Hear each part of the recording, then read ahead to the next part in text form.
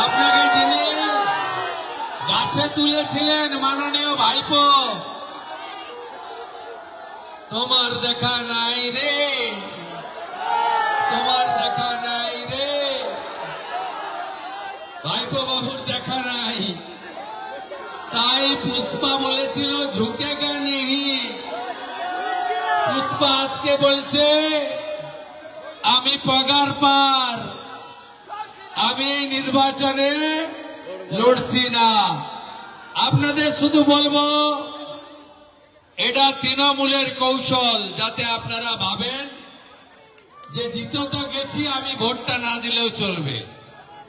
10 বছর পরে ভোট দেওয়ার স্বাদ পেয়েছেন।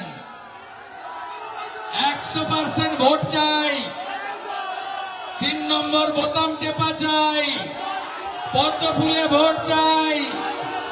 মুখ্যমন্ত্রী আসবে 24-এর পরে, সেচ চালু করবে, হাতে কাজ দেবে, পেটে ভাত দেবে, মাথায় ছাদ দেবে। ফলটাকে নতুন করে দেবাংশুর নেতৃত্বে সাজিয়ে দেব আমরা।